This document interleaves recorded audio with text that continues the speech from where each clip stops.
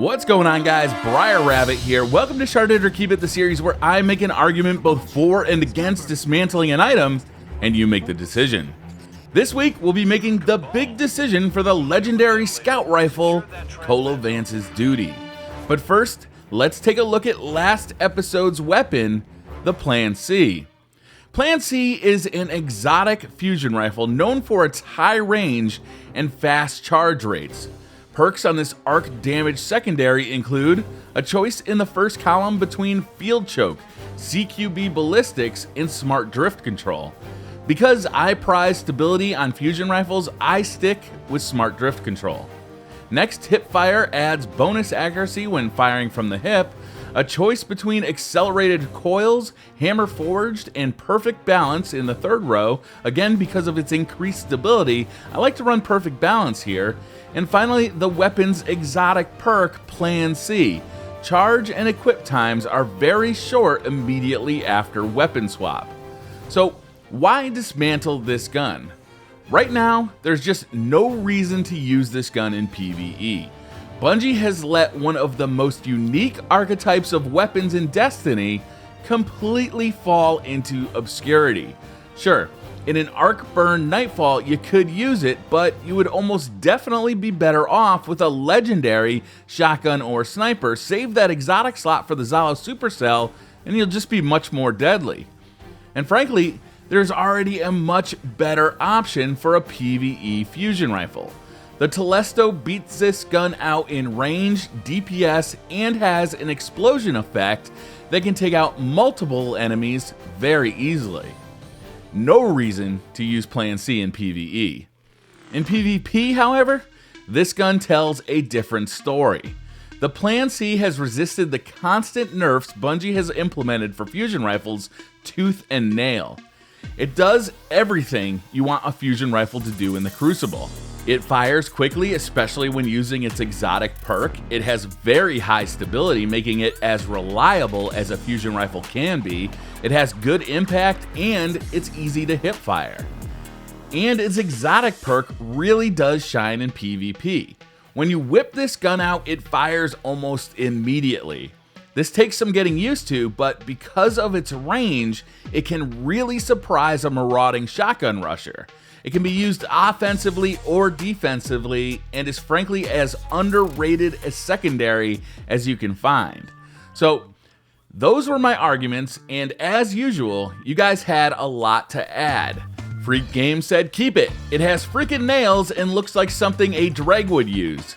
It's also the fastest charge in the game with accelerated coils, can be a monster, and it doesn't have a quest.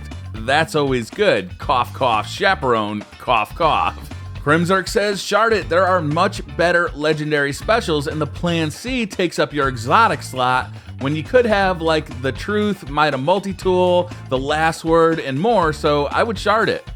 Daylon Orr said, if guns don't kill people, people kill people, does that mean toasters don't toast toast? Toast, toast, toast. In the end, with a score of 338 for Keep It and 158 for Shard It, the Plan C keeps its place in the vault. Colovance's Duty is a legendary scout rifle earned by competing in the Iron Banner. The weapon is most notable for its extremes, having the lowest rate of fire and highest impact in its class. Great range, poor base stability, and an abysmal aim assist value round out this gun's base stats. Mine was purchased from Lord Saladin on his most recent visit to the tower, and the role I have will be shared by many of you who chose to pick this gun up. It has Zen Moment, causing damage with this weapon increases its stability, a choice between Field Scout for more ammo, Brace Frame for increased stability but a smaller magazine size, and Small Bore, which grants increased range and stability, but again reduces magazine size. Finally, Hidden Hand to better the weapon's target acquisition. These perks are notable for addressing two of the weapon's flaws, poor aim assist and poor stability. Not a bad roll. Alright, so let's start with the bad. Why would we shard this high impact, high range scout? Let's start with PvP. I don't think this gun really has a place in the Crucible. It can kill very quickly. With its high impact, it scores 73 points of damage per shot to crits, meaning it can kill in 3 shots at 0.8 seconds. That's super fast. However, I don't find this happens often in my hands. Scoring 3 consecutive headshots is rather difficult with this weapon for a couple of reasons. First, it has poor aim assist. Hidden Hand seems to help out a bit, but there's a noticeable difference in ease of use when comparing this weapon to other scouts that have better performance in this area. And second, it fires very slowly. This gives opponents a lot of time to return fire and flinch your character. This obviously is going to affect accuracy and makes critting your opponent much more difficult. So in reality, that 0.8 second time to kill, it's not really happening unless you can catch an opponent unaware and he doesn't know where you're firing from. Most of the time, you'll be hitting body shots, and that time to kill gets much, much slower. The gun will kill in 4 to 5 body shots depending on your opponent's armor. This means 1.2 to 1.4 seconds, and that's slow. And finally, one of my favorite uses for scouts is harassing snipers. Plucking at them from range, causing flinch while they try and train their crosshairs on you for headshots is pretty effective. Not with this gun. Because of that slow fire rate, enemies just have too much time between shots to recover from the flinch, aim, and squeeze off that headshot. It just doesn't work as well as faster firing scouts like Mida Multitool for this task. For PvP, mine is not really well set up. No reload perks makes for lackluster DPS, and Hidden Hand is much less needed against the relatively slow-moving enemies in the PvE environment. With better perks, maybe triple tap, high caliber rounds, and outlaw, we might have something, but right now, I prefer the vendor-sold Hungduri or other more appropriately set up scout rifles. Okay, so those are my arguments for dismantling this weapon. Why would we keep it? That 0.8 seconds time to kill is a very attractive number. I can't make this happen frequently enough to justify using the weapon, but if your aim is on point, that's a super fast time to kill in this game. It's right up there with the best of the best.